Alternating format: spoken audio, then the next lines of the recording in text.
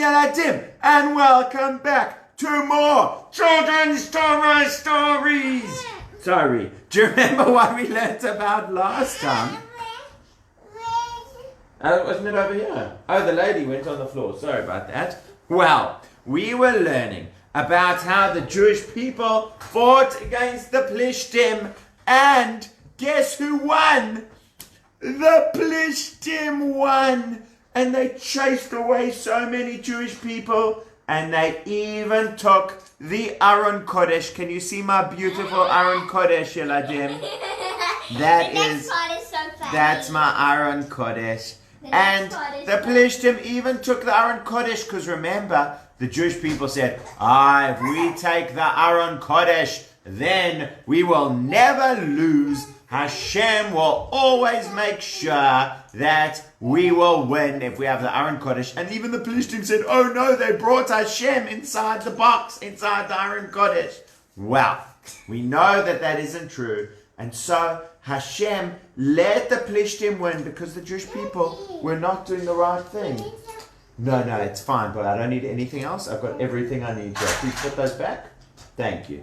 So the Plishtim took Hashem's special Aron Kodesh back to their land. And you know what they decided? It should go with all the idols. They decided they will put it with all the idols. Well, their favorite idol was an idol called Dagon.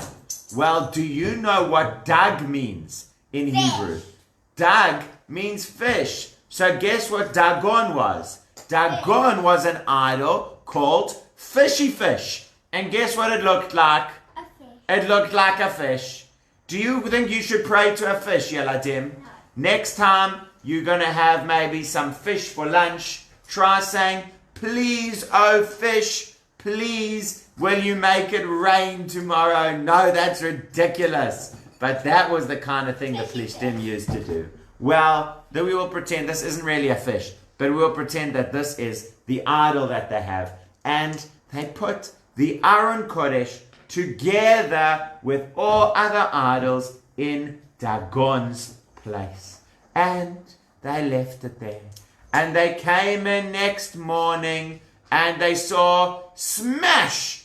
Dagon had fallen over. The Aron Kodesh was still there, absolutely fine, but Dagon had gone bumpy bump down on the ground. Well, he lost his head and they picked Dagon up nicely and put him back again. And they said, that's very strange that the Aron Kodesh is absolutely fine, but Dagon, who's such a strong idol, fell over. Let's put it back again and see what happens. They put it back again. And then, in the middle of the night, crash, smash! What had happened? They came back the next morning. Dagon was lying there, broken into pieces. Head over here, arms over there, and only the middle of his body. Now you can say, but how can he have arms and a head? He's a fish. Well, it was like a man fish. I don't know if it was like a merman or like a man with a fish for his head, but it was something like that. And he all smashed into pieces right by the doorway. And only the middle of his body was still sitting over there. So the Ark of Hashem, the Aron Kodesh, was still absolutely fine. And Dagon smashed up into a million pieces. What do you think that tells you, Yeladim? Do you think maybe the Plishtim are going to start to realize, hey, maybe the idol is not real. Maybe the idol is not God and we shouldn't be praying to the idol. Well, I certainly hope that they will get that message. Well, actually, do you know what the Plishtim said? We must never go in the doorway of Dagon's house because the doorway is where he fell and smashed. Guys, it's not about the doorway. It's about the fact that Dagon is an idol, and that's not going to help you. That's the problem. They started by thinking Hashem is the best idol. Well, that was what they thought. Well, then, after that, things got worse. They started getting sick all over. And the people of the Plishtim, whenever they had the Aron Kodesh, and they would just like leave it sitting somewhere or lying around somewhere, they would all start getting sick. And they said, okay, they were in an area in Israel called Ashdod. You can still go to there today. There's a city there in Israel today called Ashdod. But in those days it was the Plishtim who were in Ashdod. And the Plishtim said, we don't want the Aron Kodesh in Ashdod anymore. Hashem's being mean to us and he's smashing our idol and he's making us sick. Somewhere else, you guys have the Aron Kodesh instead of us. So other people said, fine, we'll go take it somewhere else. We'll take it to a place called Gat. So they sent it off to Gat.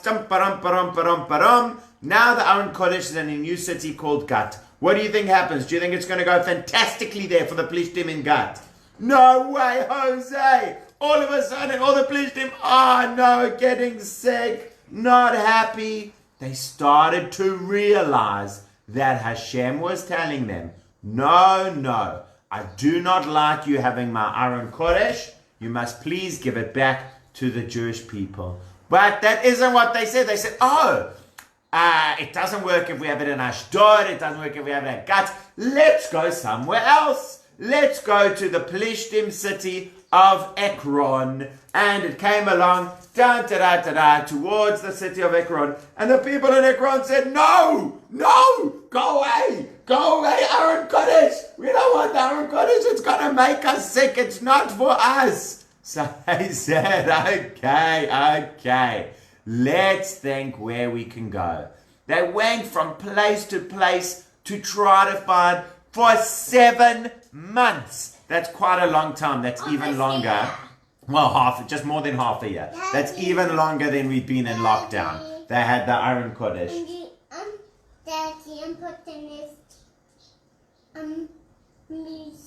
Please put it back. Thanks, boy. Well, they said, you know what we need to do?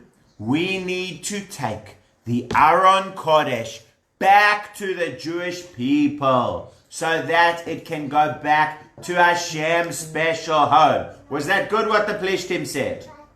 Yes, it was. Good, Plishtim. You had a good idea.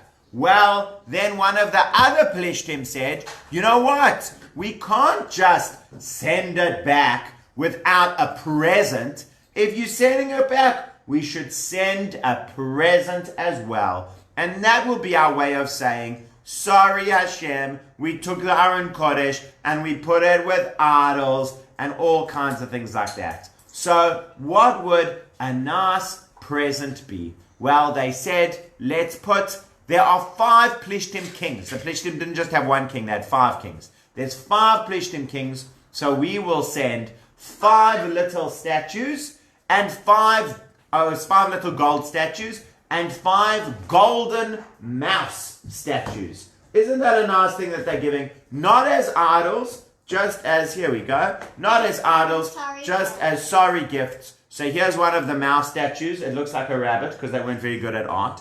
But here they gave 5 of these golden mouse statues, 5 other little statues, and the Aron Kodesh. And they said, we are sending this back to the Jewish people because we know what happens when people don't listen to Hashem. And when Hashem's trying to tell them a message and they just ignore it. This is what the Plishtim started saying amongst themselves. There was no rabbi giving them a shiur or anything. They were giving each other a shiur. You know what happens if we don't listen to Hashem and do bad things?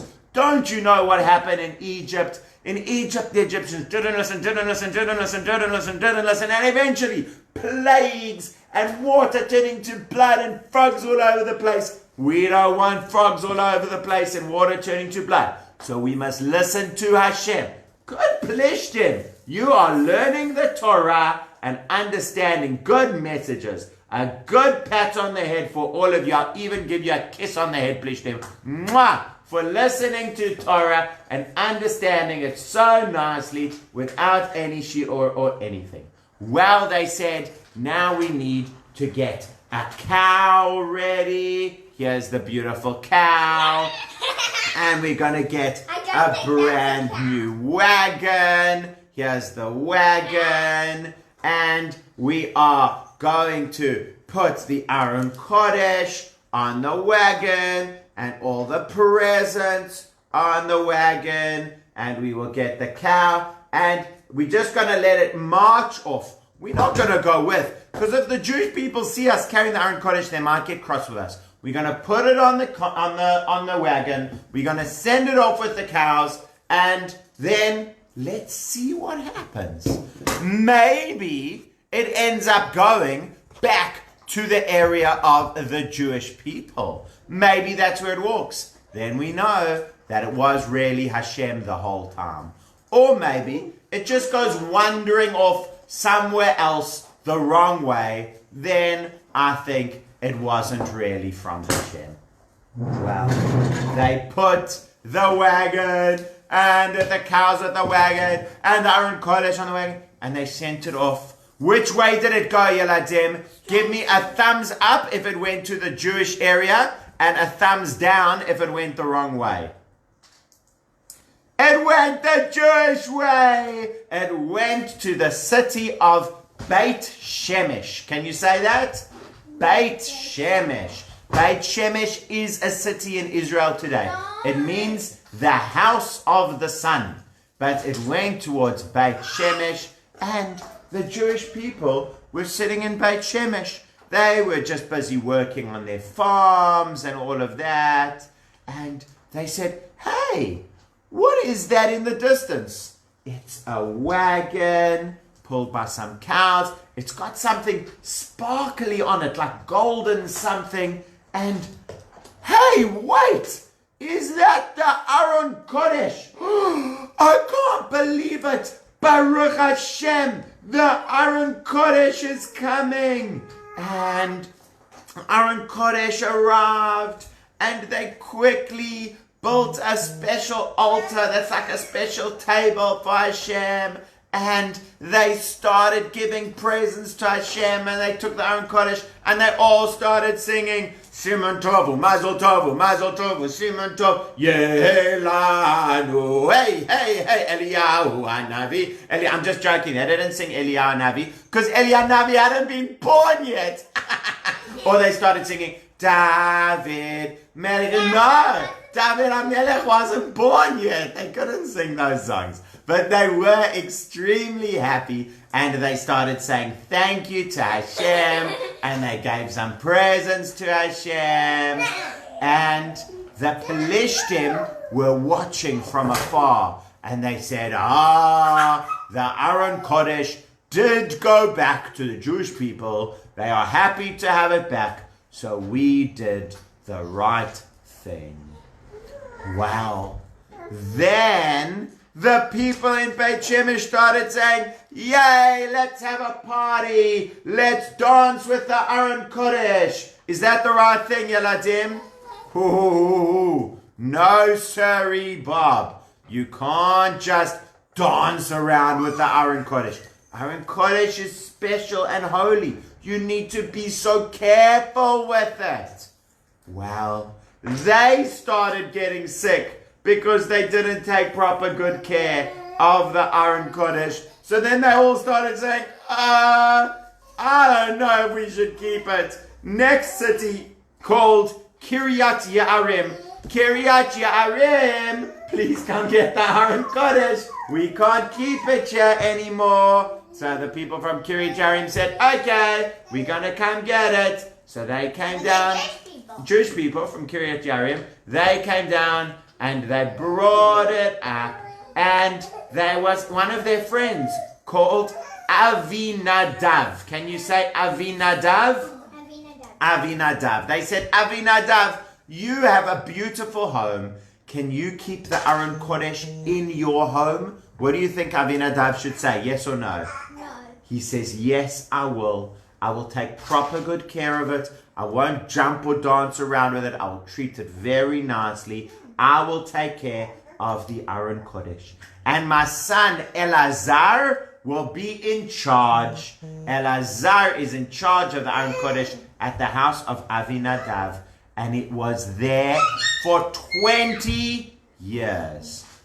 Wow.